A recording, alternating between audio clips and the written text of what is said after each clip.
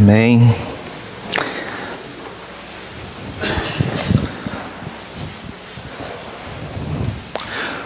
Pode pôr. Nós estamos trabalhando com essa série de mensagens e essa deve ser a última mensagem dessa série.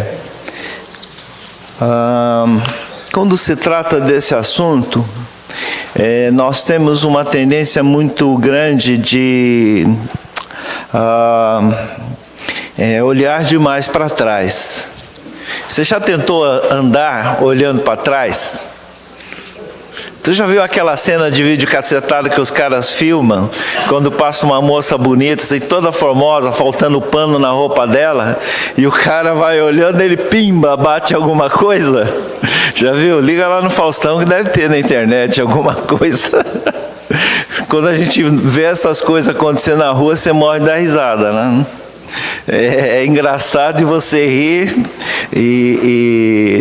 Mas isso mostra o seguinte: ninguém consegue andar para frente olhando para trás. Uma hora vai dar problema. Se você tenta, faz o exercício aí depois. Sai na rua, tenta andar para frente olhando para trás. A não ser que tu tiver um retrovisorzinho, né? Não dá certo, né? Minha mãe, quando eu engatava ré, eu tenho mania de dar umas ré meio longas. A hora que eu engatava ré, minha mãe quase morria do coração, tadinha.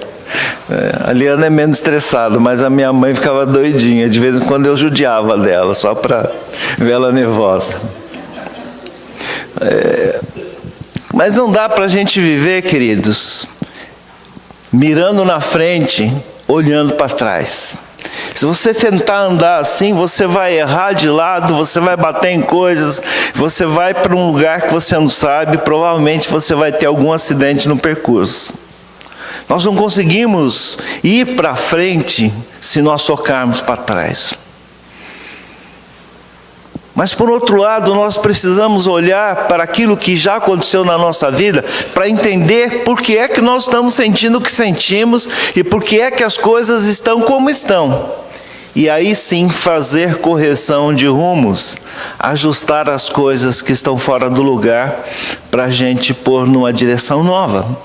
Essa é a ideia principal quando nós pensamos nessa área de perspectiva bíblica de herança espiritual. Nós não estamos aqui para ensinar a fazer um caça-fantasmas e achar tudo quanto é problema e justificar esses problemas à luz de coisas que possam ter acontecido com você.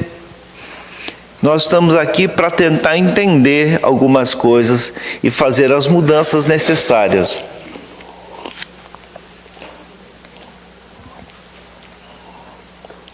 Pastor Mitsudo tinha uma frase, ele deve ter falado aqui, os que foram, estavam aqui quando ele foi pastor, ele deve ter falado muitas vezes, mas ele tinha uma frase que eu gostava muito. Ele diz assim: tem gente que procura chifre de boi em cabeça de cavalo. Ele deve ter falado isso, né? Você já tentou procurar chifre de boi em cabeça de cavalo? É ridículo, mas a gente procura. A gente procura. A gente quer achar problema para explicar algumas coisas. Só fazendo uma grande recapitulação para a gente entender os caminhos que nós estamos tomando. A primeira coisa que eu gostaria de dizer é que maldição e herança espiritual é uma realidade tanto na perspectiva bíblica quanto na prática.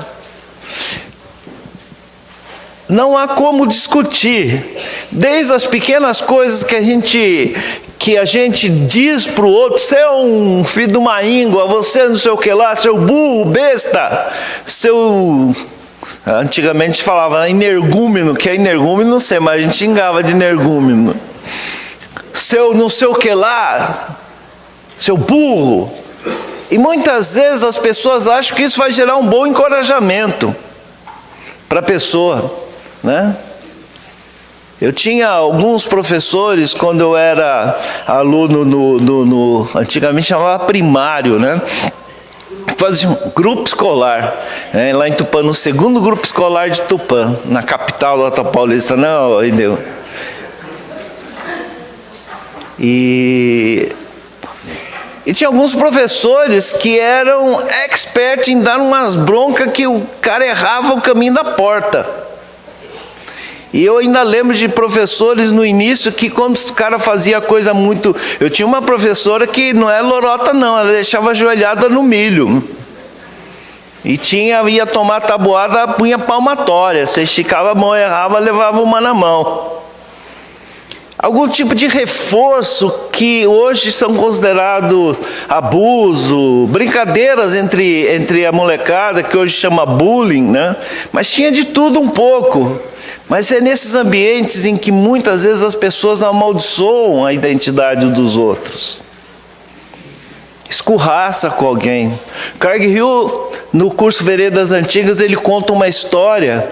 Quem fez o curso vai lembrar que o menino chamou uns amiguinhos para dormir na casa dele, e o menino tinha problema de urinar de noite, e ele acabou vazando. E com muita vergonha, e o pai pegou e falou assim: hoje esse menino vai vencer esse problema. Na hora do café ele expôs o moleque e disse: aqui, vem aqui seu mijão, para todo mundo aqui saber que você é o mijão, tal. E diante de todos os amiguinhos ele diz que aqui, ó, isso aqui é um mijão, mas hoje vai parar de mijar. Expõe uma vergonha que aquilo ficou travada, e amaldiçoou por completa a identidade dessa criança. Quantas coisas não têm acontecido que têm ferido a identidade de pessoas? Os abusos, isso não são os evangélicos que falam. Qualquer profissional da área de saúde emocional pode afirmar categoricamente os danos que causa na identidade de uma criança que é abusada sexualmente. E quantos desvios de comportamento isso acaba gerando. Problemas que acontecem quando a criança é abusada no sentido de violência doméstica, de abandono. Quantas e quantas situações. Maldição é claro na perspectiva bíblica e também na prática. As pessoas têm percebido isso, não só no contexto bíblico. Mas, gente, não leve a mal demais essa palavra maldição. Não fique muito preocupado em inculcar demais com ela, não. A maldição é um sistema de alerta para o estado de desobediência e pecado que estabelecem padrões geracionais destrutivos. Ela é o alarme que soa, tem alguma coisa estranha acontecendo. Quando Deus determinou em Deuteronômio 27, 28, 2 caminhos, bênção e maldição. Se você fizer caminho da bênção, vai acontecer isso, isso, isso. Se você tomar o caminho da maldição, vai acontecer isso, isso, isso. Deus estabeleceu um castigo ou uma recompensa? Não. Deus indicou sinalizadores para você perceber que pegou o caminho certo ou que pegou o caminho errado. É isso que é maldição. Ele só indica que você está fazendo alguma besteira. Sabe, eu tinha muita raiva de alguns professores que tinham prazer em ferrar a gente na prova difícil e tirar nota. Eu tinha um professor no colégio técnico, criamos um grupo de amigos do colégio técnico, e eles estavam lembrando, tinha um professor que era terrível. Ele chegava e dizia assim, ele já te dava meio ponto. É meio pela coragem de vir fazer a prova. Mas um dia eu estudei tanto que eu arrebentei, tirei 10, ele me deu 10,5. Porque eu tinha meio pela coragem de ter ido lá, ele deu 10,5. Mas a gente quase vazava nas carças de medo de enfrentar o cidadão, né? A nota, aquilo ali era um alarme que soava, que deixava todos nós com medo da coisa.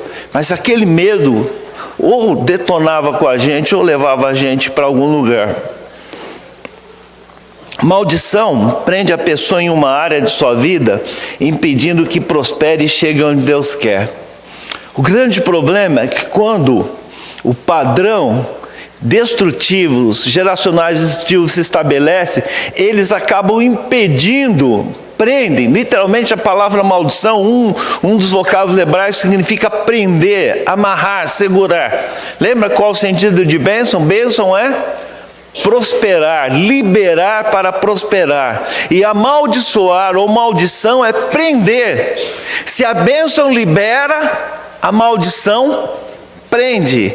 Quando nós amaldiçoamos alguém, e tem um sentido muito de uma espiritualidade que contextual ali no Velho Testamento, mas havia uma crença de que existe o poder de desejar encantamentos sobre a vida das pessoas, de modo a prendê-las a alguma coisa. Mas de fato e de verdade, o diabo age nesse sentido.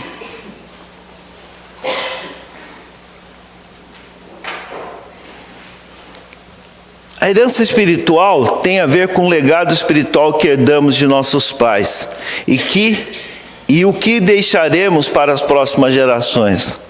A herança espiritual tem a ver com aquilo que nós recebemos dos nossos pais e aquilo que nós vamos deixar para as próximas gerações. Aqui está a diferença de onde você quer ficar preso. Você quer ficar lamentando e jogando a culpa que você recebeu esse bagulho na tua mão e você não tem culpa porque esse negócio veio e você não tem culpa. Eu já comentei isso aqui na igreja várias vezes. Uma certa altura da minha vida, logicamente eu olhava no espelho e os meus amigos que queriam zoar de mim tinham razão, eu sou japonês. Por mais que eu brigasse, eu olhava para o espelho e eu era japonês. E aquilo era terrível, porque eu não gostava de que me chamasse japonês. Era quase que falar assim, me espera lá fora para brigar. Eu não gostava. Mas eu herdei isso dos meus pais, porque os meus pais eram assim. E foi um processo longo para Deus trabalhar na minha vida, para acertar isso. Mas aí é uma questão do que eu vou definir. Eu quero viver a vida inteira lamentando por aquilo que eu herdei de traços físicos, ou eu vou mudar de rumo e trabalhar na vida dos meus filhos coisas que são benéficas daquilo que eu herdei. Aonde eu vou fixar? Isso é o que diz herança espiritual. Às vezes você pode pensar, mas você não conhece como era a coisa lá em casa. Se você soubesse, meu irmão, você ia ficar falando de boca cheia, não. É um grande equívoco isso, porque a gente não percebe que a gente estabelece um ciclo de repetições e a gente acaba fazendo com os nossos filhos aquilo que nós detestamos que era feito com a gente. É impressionante. Famílias onde existem abusos verbal, abuso físico, sem perceber. O indivíduo foi vítima disso e sem ele perceber, ele começa a fazer coisas. Tinha frases que minha mãe me dizia que eu ficava doidinho.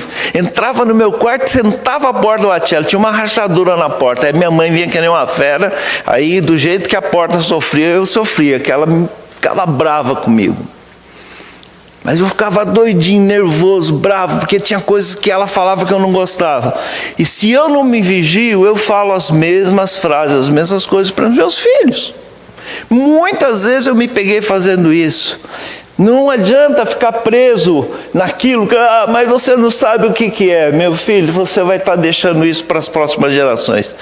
Eu vou usar uma palavra até meio estranha, mas se o bagulho é ruim para você, não deixa ele para a próxima geração. Encerra a conversa aí, resolve o problema aí. Porque se for ruim e você ficar preso a ele, você reproduz na próxima geração. Recebemos de nossos pais um legado de fútil procedimentos antepassados, segundo a versão NVI, 1 Pedro 1,18. Antes da nossa conversão, nós recebemos, por mais que os nossos pais eram cristãos ou não eram cristãos, eles acabam deixando resquício. Quanto mais a vida familiar é desregrada, quanto mais padrões não santos são estabelecidos na vida da família, por exemplo, mania de falar palavrão, mania de mentir, meias verdades, mentirinhas de leve, mentiras para sair bem, é só de leve, não vai machucar ninguém isso, ou mania de ficar nervoso, gritar como uma forma de comunicação. São coisas, às vezes são famílias cristãs que têm hábitos que não são cristãos. Mas quando não é cristão é pior ainda, porque não tem Deus para mediar esse negócio. Nós herdamos isso, não tem jeito. E cada vez que esse fútil procedimento se repete, se estabelece um padrão permissivo. Cada vez que esse fútil procedimento que Pedro não está especificando sobre o que ele está falando, mas cada vez que nós cometemos novamente um erro ou um novo erro, cada vez que nós vamos fazendo isso, vai se estabelecendo um padrão permissivo. Você pode pensar assim, é uma maldição como passa pelo sangue. Avô mentiroso, pai mentiroso, filho mentiroso. É magnético, passa? Não, eu sou mentiroso porque meu avô era mentiroso, pastor. Meu pai ainda, nossa, meu pai era mais mentiroso ainda, então desculpa, eu sou mentiroso. Não é.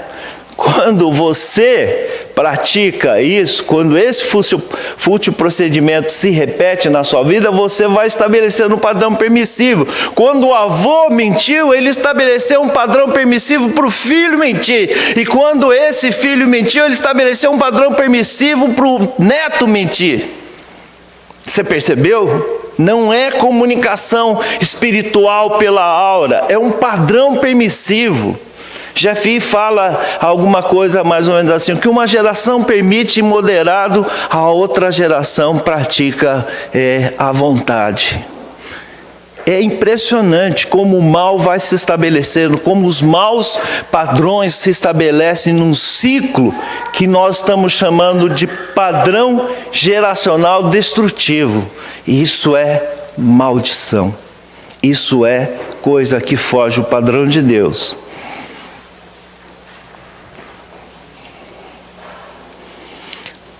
Queridos, alianças e pactos realizados antes da conversão precisam ser quebrados, pois ligam espiritualmente as partes envolvidas. Qualquer aliança, qualquer pacto que é feito, ele gera uma ligação espiritual entre as partes envolvidas. Deus sabia disso, por isso ele foi tão taxativo quando ele declara o seguinte: não façam aliança com eles, nem com seus deuses. Está falando para o povo na entrada da terra prometida. Não deixem que esses povos morem na terra com vocês, senão eles os levarão a pecar contra mim, porque prestar culto aos deuses deles será uma armadilha para você. Na outra versão diz, será uma cilada para você. Sai dessa, meu irmão. Tinha aquele seriado que dizia como que é, do caminhoneiro lá, cilada, né, não sei o que, quer dizer, sai dessa que é fria, esse negócio é fria. Deus está dizendo, não se envolvam, não deixem eles viverem no meio de vocês. Deus é mau, mandou matar todo mundo, não.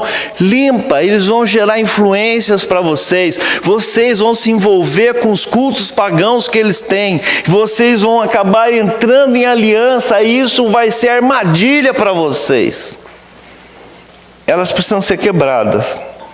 Muitos fizeram isso na sua conversão, outros, porém, não receberam orientação.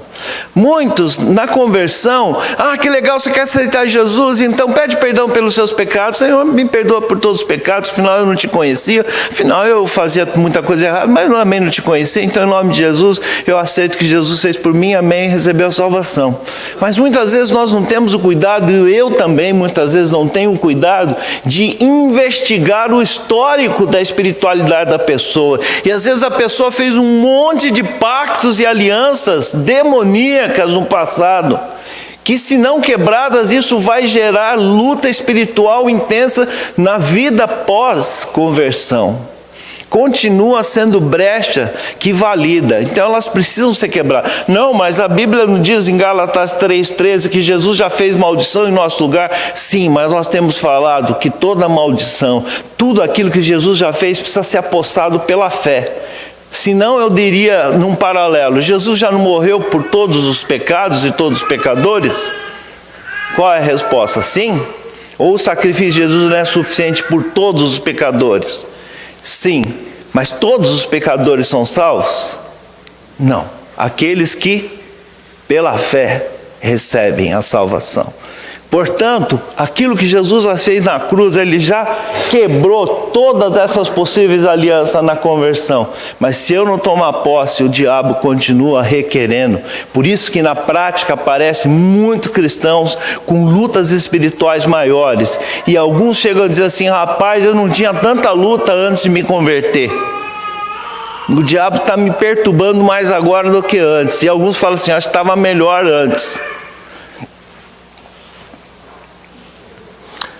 Hoje nós queremos pensar com os irmãos em questões mais práticas, a questão das práticas.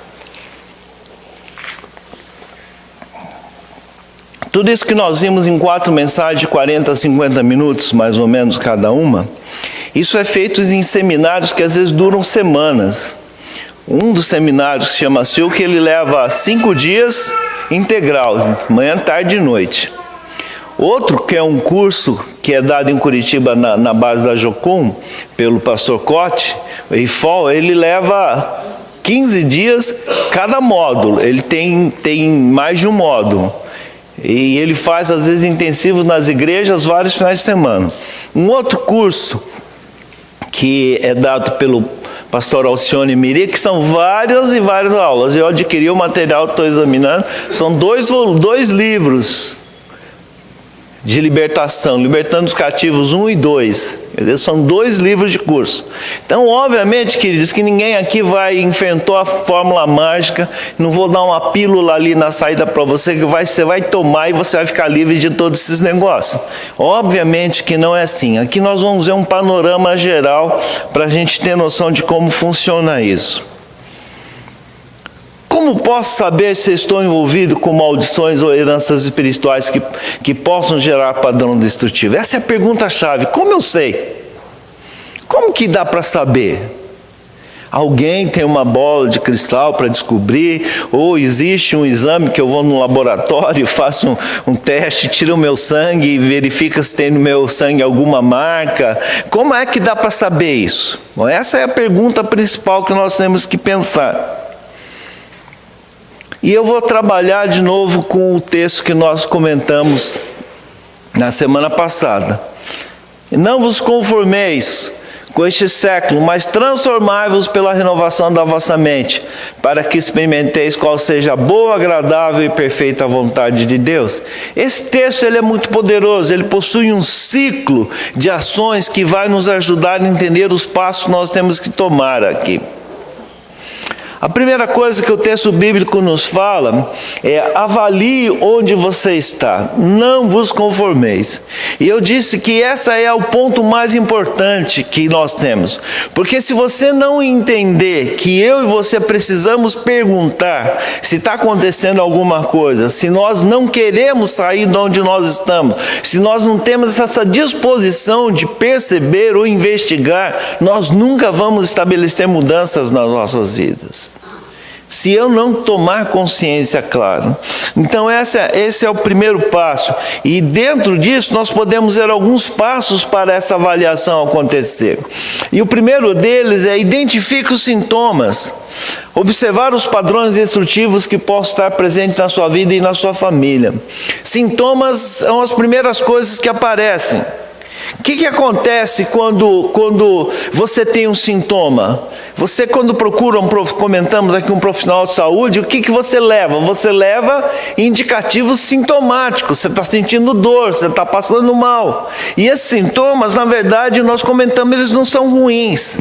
Não necessariamente são a causa, não são a doença. Mas eles são indicativos, são sistemas de alarmes que indicam que está acontecendo alguma coisa errada. É o problema da maldição. Aquela sequência de coisas que estão descritas lá em Deuteronômios não é castigo de Deus, mas é para você perceber que a hora que estiver acontecendo: opa, eu peguei o caminho errado, meu irmão. Esse caminho está errado. Esse caminho não é um caminho bom. Eu estou fazendo alguma coisa errada. E o que me indica isso? Me indica isso são os sintomas. Há vários exemplos que os autores desses cursos eles colocam. As coisas são tão repetitivas, suficiente para uma pessoa poder escrever e catalogar alguns sintomas possíveis e dizer: são isso. Assim como é possível, a partir de identificação de sintomas, a pessoa associar algum problema que possa estar acontecendo.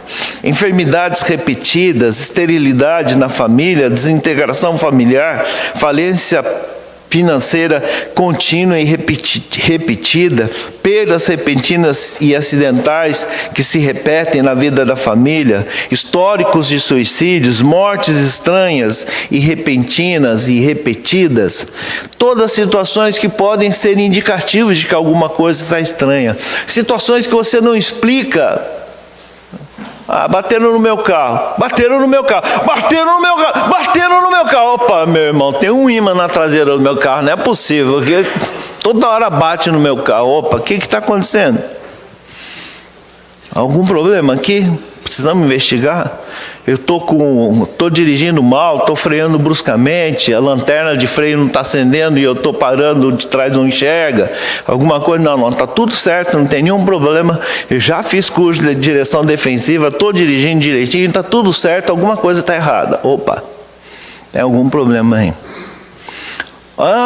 Eu perco a paciência, assim, mas engraçado, tem uma determinada situação que me faz perder a paciência, e meia situação dessa já me deixa nervoso. Opa, por que será que tem? Não tem uma causa. Pode ser dia bom, dia ruim, pode estar nublado que nem hoje, pode estar ensolarado, o meu time pode ter ganho, pode ter perdido, eu posso ter saído de boa de casa, acontece aquele negócio, eu viro uma onça. Opa, alguma coisa sintomática aí. Sintomas são indicativos de que alguma coisa possa estar acontecendo. Então o primeiro passo é identifique os sintomas.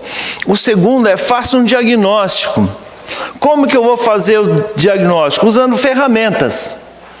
E as ferramentas principais que se usa por esses ministérios que trabalham com isso são simples. Entrevista, pesquisa e revelação. Para quê? Para pesquisar e avaliar histórico familiar, histórico de envolvimento com outras formas de religiosidades e práticas pecaminosas. Qual é o histórico familiar que você tem? O que está acontecendo? Que situação? Há muitos anos atrás, quando nós estávamos na igreja de Santo André, o Dr. Moacir, que é membro lá da igreja, um médico, ele estava conversando, não sei se ele deu uma palestra ou foi uma conversa particular comigo, ele falou, olha pastor, há uma série de coisas que são fatores que podem gerar riscos para a saúde, tanto na direção de diabetes, que eu estava começando a desenvolver, como problemas cardíacos. Aí ele começou a comentar, alguns deles são de ordem familiar hereditária. Isso você não muda, você não vai deixar de ser filho de quem você é. Outros são hábitos que você tem. Então, obviamente, qual é o histórico? Bom, meu pai era diabético, minha mãe é diabética, aí ele já coçou a cabeça. E eu acho que o meu avô, por parte de mãe e tal, não sei o quê, ele já coçou a cabeça. Bom, então você tem um fator alto de hereditariedade. Então você tem que trabalhar com os outros fatores. Boa alimentação, exercício, um monte de coisa, de hábitos que ele falou que eu teria que mudar. Ele listou um monte de coisa. Então os históricos, eles vão me ajudar a perceber também na área espiritual. Qual é o histórico? O que você fez antes de se converter? Que tipo de coisa você se envolveu? Que outras situações você tinha? Nós recebemos uma ocasião, num parceiro de oração, uma pessoa que ele falou o seguinte, abre aspas, ele disse assim, olha pastor, quando você está precisando, meu irmão, você faz coisas que você nem acredita que você faria. Falou, eu já levei galinha, não sei o que lá, em cemitério, e já fiz tanta coisa, porque falaram que eu precisava para resolver os meus problemas. Isso me arrebentou e hoje eu percebo. Ele tem um histórico de envolvimentos, um histórico espiritual estranho. Então, portanto, ele precisa de fazer um processo de renunciar e de quebrar esse ciclo. Há uma identificação clara. Diagnóstico dos problemas que eles estavam enfrentando naquele momento. Quais são esses formulários de pesquisas? Quais são essas coisas? Bom, tem vários ministérios que apresentam, fazem perguntas de várias coisas. Agora, como que eles concluíram isso? Bom,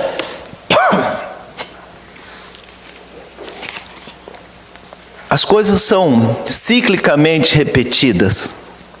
Então se lista tudo o que a experiência desses ministérios indicam que possam gerar influência, não é que geram influência.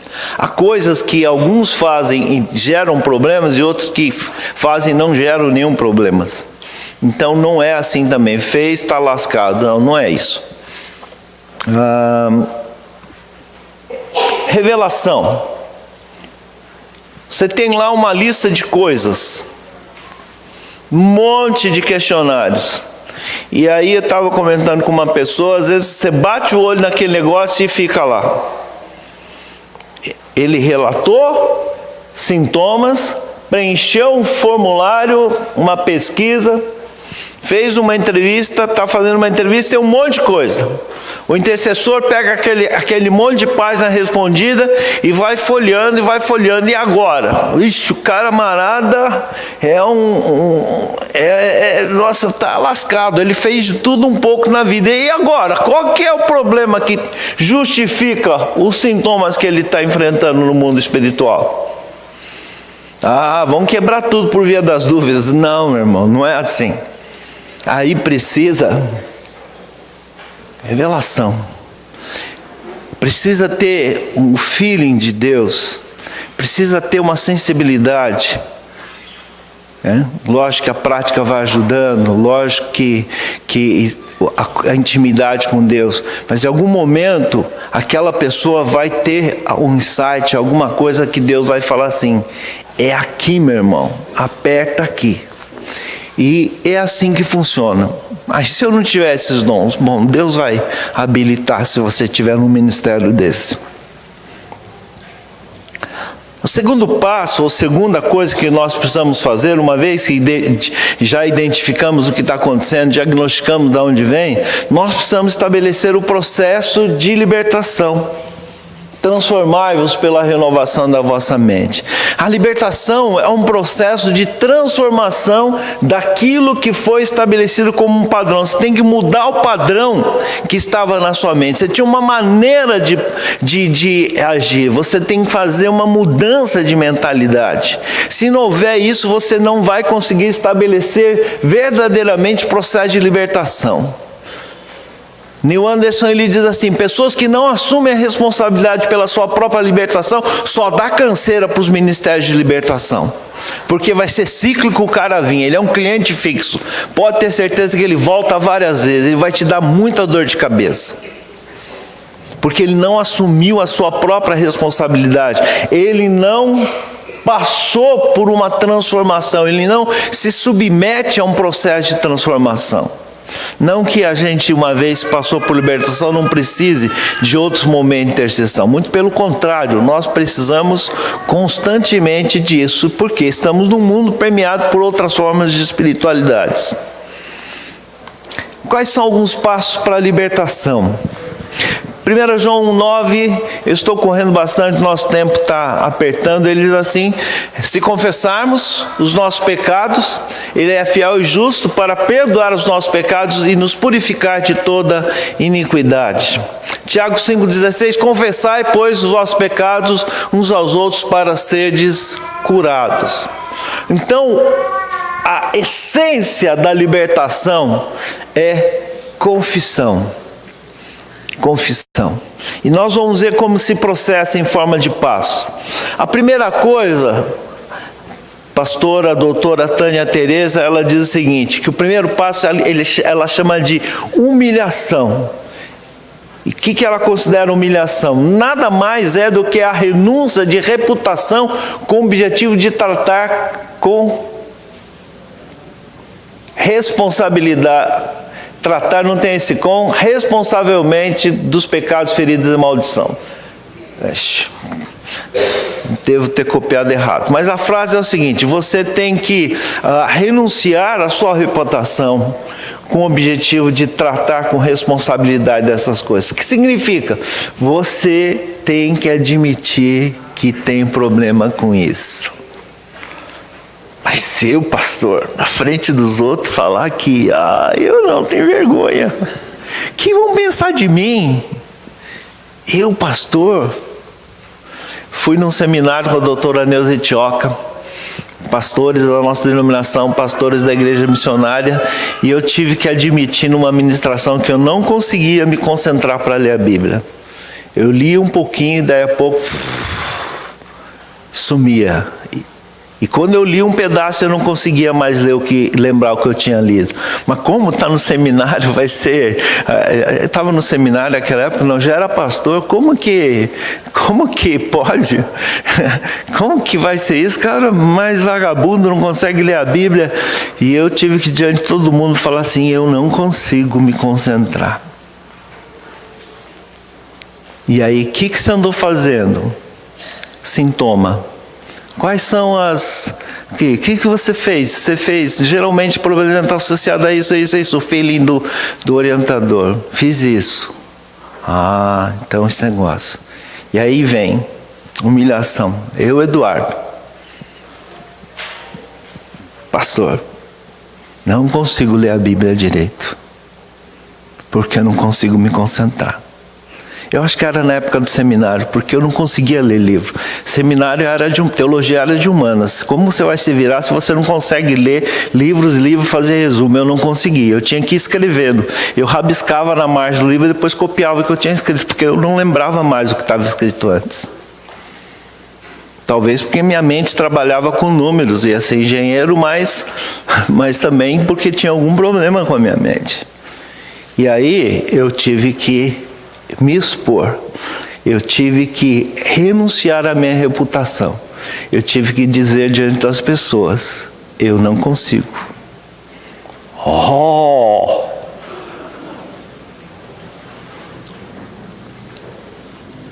Pessoas que têm que dizer diante das pessoas, eu tenho problema na área sexual. Eu tenho problema com a minha língua, eu tenho problema com a verdade, eu tenho problema no controle da comida, eu tenho problema com isso. Sabe por que muitas pessoas não fazem isso?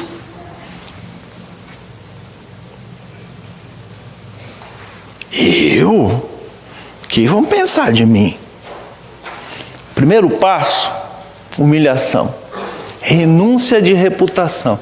Isso é, expõe o problema com todas as letras. A saída mais fácil é, não, isso não diz respeito a mim. Não percebo nada, não. E a gente vai se pondo sempre numa posição mais alta. Cada vez que é feito um apelo, tem gente que não vem na frente nem que a vaca tussa. Porque vão pensar que eu estou com um problema.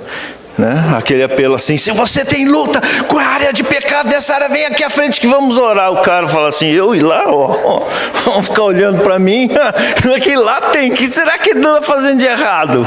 O que é isso? Reputação. Mas se você não renunciar e se quebrantar diante de Deus e diante dos irmãos admitir, eu tenho problema com esse trem, esse negócio pega no meu pé, esse negócio é chiclete que gruda na sola, sai do meu pé, chulé, eu não aguento esse negócio, mexe comigo. Se eu não nomear esse negócio, eu não vou vencer. Esse é o primeiro passo que a pastora Tânia chama de humilhação. O segundo, que aí já é mais conhecido de todos nós, é a velha confissão. Processo de pôr a outros pecados. Os ministérios de libertação trabalham muito no sentido de que se eu chego nessa área que eu preciso de libertação com relação a isso, é porque eu não estou mais no nível de lidar com isso sozinho. Eu tenho que trabalhar com isso ou numa relação com uma pessoa ou um grupo de pessoas. Portanto, a confissão passa a não ser mais aquele ato que eu digo, Deus, o Senhor sabe de tudo, né? Sabe que eu sou um cara que não estou conseguindo segurar a onda e o negócio está me pegando, Deus. A hora que eu vi já falei mentira, a hora que eu vi já contei vantagem, a hora que eu já vi eu já olhei torto para aquela menina, a hora que eu olhei eu já olhei e já pensei um monte de coisa, eu já vi ela sem roupa, Deus, e não me perdoa. O Senhor sabe que tá dura que é segurar a onda, Deus. Falar com Deus é a coisa mais fácil que tem. Mas Ele está trabalhando que você já passou desse período. E aqui a confissão envolve processo de expor a outros o pecado. Aqui eu já abri mão, eu renunciei à minha reputação. Quando eu renuncio à minha reputação, eu vou falar com mais liberdade. eu vou abrir de verdade meu coração. E eu vou falar uma frase aqui muito pesada. Tem muita gente que não experimenta a libertação por completo, porque não expõe de verdade o pecado. Atenua, justifica, fala por cima. Terceira coisa, uma vez que confessou, nomeou, deu nome aos bois. Quando a gente fala de pecado, não, Deus, irmão, você sabe, né? Pastor, o negócio está pegando, né? Está difícil o trem, né? Você sabe que, puxa vida, assim, a vergonha é pouca, né? Você sabe que a coisa está feia, né? Então, né? Você sabe, né? Sabe como é, né? Então, não, meu irmão. Confissão é dar nome aos bois e declarar claramente que pecado é pecado e o que é e o que você fez. Terceira coisa que elas falam, a pastora Tânia fala, é arrependimento, entendimento de que o pecado fere o coração de Deus e o entristece. Se consuma na mudança, na transformação. O arrependimento, ele se consuma na mudança e na transformação. Jesus, ele diz o seguinte: produzi, pois, frutos dignos de arrependimento, falando para os fariseus. Produzir frutos dignos de arrependimento. O que acontece? Quando há arrependimento, a palavra metanoia é uma mudança de atitude. Eu estou indo aqui, não está errado o caminho, mas você para quieto aqui e dá uns passinhos para não. Você muda, vira e começa a andar na outra direção. Isso é arrependimento. Sem essa mudança e sem a manifestação de frutos dignos que declaram, que comprovam que está acontecendo de fato uma mudança, não há verdadeiramente arrependimento. Pode haver tristeza, pode haver um sentimento de tristeza. Mas Paulo, escrevendo aos Coríntios, diz que a tristeza segundo o mundo produz morte, mas o arrependimento segundo Deus produz vida. Essa é a diferença. Pesar não é arrependimento. Outro passo é a renúncia. Processo complementar do arrependimento e confissão no sentido de desfazer e anular pactos, vínculos e aliança com as trevas. Aqui que entra. Muitas vezes nós não trabalhamos a questão da renúncia na conversão. O que eu vivi antes de me converter? Quais práticas eu tive que era contrária àquilo que Deus fazia? Sabe qual é o problema do ciclo, do padrão destrutivo? Que se o pecado fosse ruim, ninguém praticava. Quando a pessoa percebe que o pecado já está destruindo, ele está dependente do pecado. Ele é um viciado no pecado. E eu preciso renunciar. E muitas vezes as pessoas não conseguem abandonar esse ciclo, porque tem satisfação no prazer que o pecado lhe dá. E não está a fim de renunciar a isso. Renúncia de vínculo, coisas que posso ter feito, Senhor, eu fiz na ignorância, mas eu renuncio às práticas de ritos e atos que eu fiz contrários à sua palavra, que não era em conformidade com aquilo que o Senhor quis estabelecer. E por último, que eu não quero explorar, alguns ministérios exploram demais isso, eu acho que aqui não há necessidade de dar um peso obrigatório, restituição e reconciliação, quando houver situações em que se façam necessárias. Quando você trabalha coisas que você praticou, que você confessou, arrependeu, renunciou, e que demanda necessariamente uma restituição, você deve fazer. E quando é que você faz isso? É quando é necessário, e se necessário é quando ou envolveu alguma situação clara, ou quando o Espírito Santo te mandar, vai lá e fala isso. Vai lá e acerta isso. Vai e conserta isso. Um amigo meu foi convertido, se desviou, andou no mundo afora, passou num processo de discipulado, o discipulador dele trabalhou pesado com ele nessa área. E disse assim: você teve um monte de encrenca na sua vida já, na área de relacionamentos. Então agora você vai atrás de todas essas pessoas e você vai pedir perdão, porque você machucou todas elas. Mas eu não sei onde elas estão. Não, você vai lá e vai pedir perdão uma por uma. E ele foi. Algumas deram risada na cara dele. Outras dizem assim: obrigado por você ter falado e ter reconhecido. Algumas ele teve que fazer reconciliação. Sabe, tem pecados confessados, arrependidos, renunciados, que causaram quebra de relacionamentos. E aí não basta ter feito todos esses passos, é preciso reconciliar. É preciso ir diante da pessoa e dizer assim: nós temos um problema de relacionamento. Deus me levou à humilhação de perceber o meu pecado. Eu confessei, eu arrependi, eu renunciei e eu quero me reconciliar com você, porque a nossa quebra de relacionamento é fruto do meu pecado. Nesses casos são justificados. Mas se você for fazer isso, meu irmão, tem gente que vai passar o resto da vida correndo atrás de gente, né?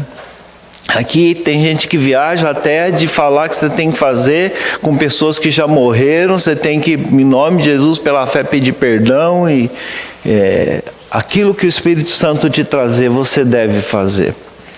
Esses são passos que são aplicáveis para fazermos. E o último ponto é: defina o alvo. Experimenteis a boa, agradável, perfeita vontade de Deus. Aonde nós queremos chegar com esse processo? O alvo sempre é a vontade de Deus, que na perspectiva do nosso estudo é uma vida santificada. Como você estabelece uma quebra e uma definição de que você não entra em ciclos geracionais destrutivos, quando você vive uma vida santificada, quando você estabelece um padrão de santidade. Olha que interessante que Pedro fala aos seus leitores: como filhos da obediência, não vos amoldeis às paixões que tinhais anteriormente na vossa ignorância, ao fútil procedimento que vossos pais vos legaram. Pelo contrário, segundo é santo aquele que os chamou, tornai-vos santos também vós em todo o vosso procedimento, porque está escrito: sede santos, porque eu sou santo. Não vos amoldeis às paixões que tinhais no passado, na vossa ignorância. Não voltem à prática dessas coisas. E como você faz isso? Pela vida santificada. Em outras palavras, busque a santificação. A maneira de você caminhar no alvo que Deus quer. Viva uma vida santificada. Estabeleça o padrão de Deus, que é a sua vontade na sua vida.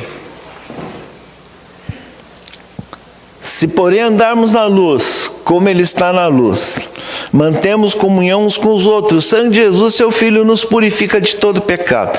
Se dissermos que não temos pecado nenhum, a nós mesmos nos enganamos e a verdade não está em nós.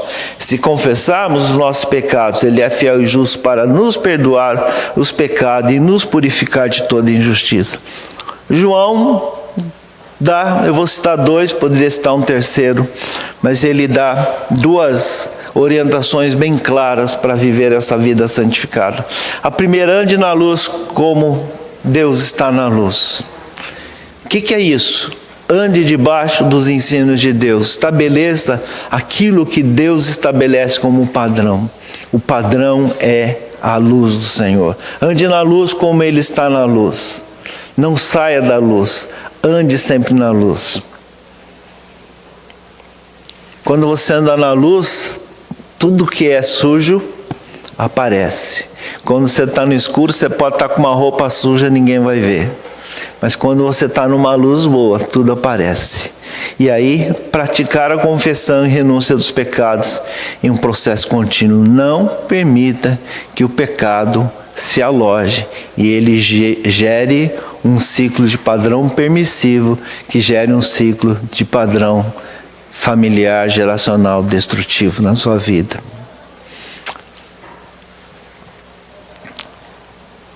Qual a conclusão? Nós não conseguimos aplicar um diagnóstico conforme foi exposto. Caso você sinta que precisa de uma avaliação melhor, nós podemos conversar. Eu posso te indicar, podemos sentar e conversar sobre isso. As pessoas que tiverem, se houver um volume razoável de pessoas, isso não é autoajuda, tá? Isso é sempre com o ministério. Sabe por quê? O diabo é safado.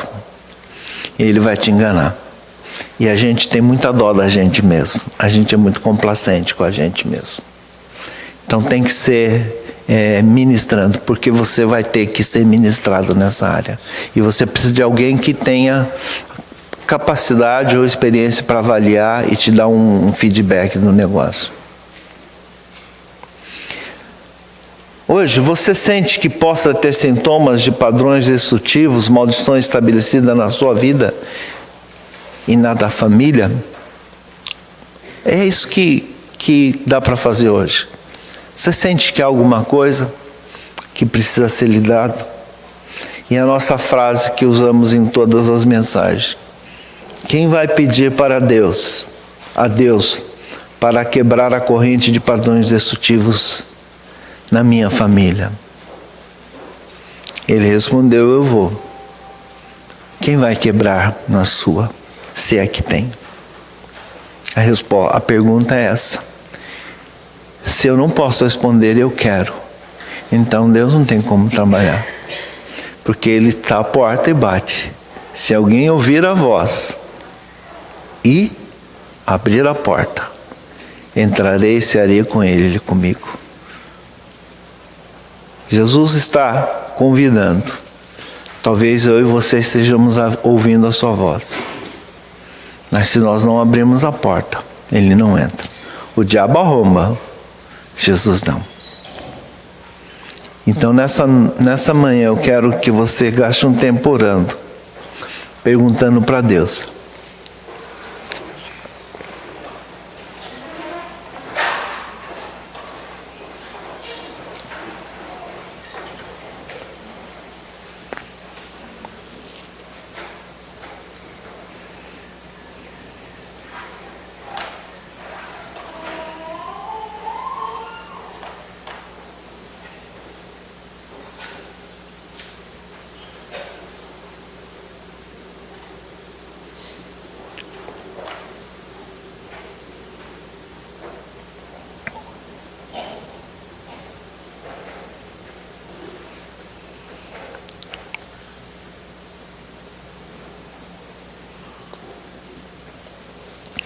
falamos lá no começo sobre quando a nossa identidade ela acaba sendo amaldiçoada por palavras, situações que a gente vive. E às vezes não tem só a ver com essa área de espiritualidade, envolvimento com outras coisas. Às vezes são resquícios de experiências ruins que a gente teve, que gera na nossa vida um processo de maldição e que acaba fazendo com que a gente deixe uma herança, um legado não muito bom para os que vêm depois de nós. Se ouvindo tudo isso que nós temos falado, se nessa manhã você sente que possa haver qualquer sintoma desses padrões destrutivos, maldições, heranças que feriram sua identidade, que foram estabelecidos na sua vida e talvez na vida da sua família, eu queria orar com você para Deus iniciar um processo de libertação na sua vida. Se você sente que possa ser isso, eu convido você a ficar em pé. Lembra que o primeiro passo é a humilhação. Reconhecer isso não é diminuição, não é ser menos nem mais do que ninguém. Essa hora nós temos que aprender a renunciar à reputação.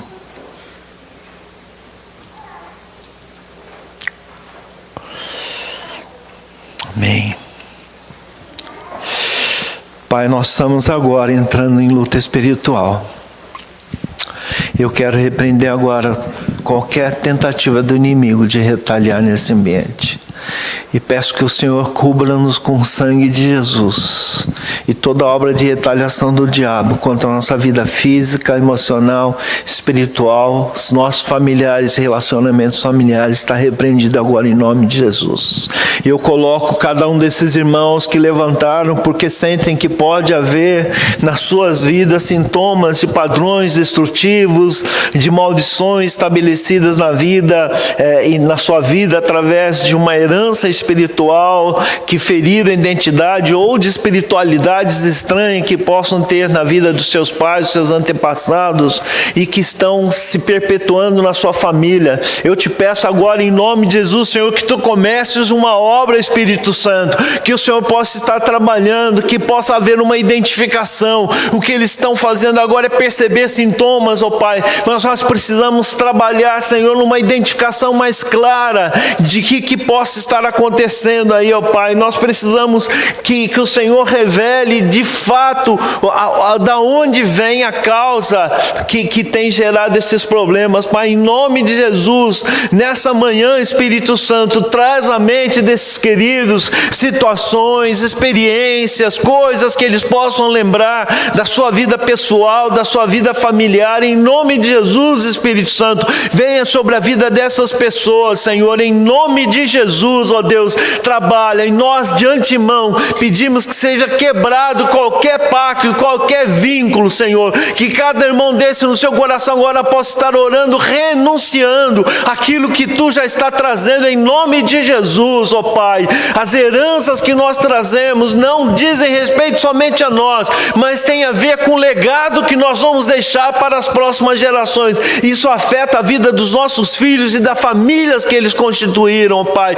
Em nome de Jesus, nós colocamos agora debaixo de intercessão esses irmãos e clamamos pela manifestação do teu poder, que teu Espírito Santo possa trabalhar sobre a vida deles e que o poder que vem da cruz, o poder do sangue de Jesus se manifeste. Nós rejeitamos, nós renunciamos e quebramos toda a obra, todo o pacto que o inimigo estabeleceu, e que esse ciclo de padrão, dessa corrente de padrões destrutivos sejam quebrados, pois essas pessoas estão levantando dizendo: eu vou, eu quero.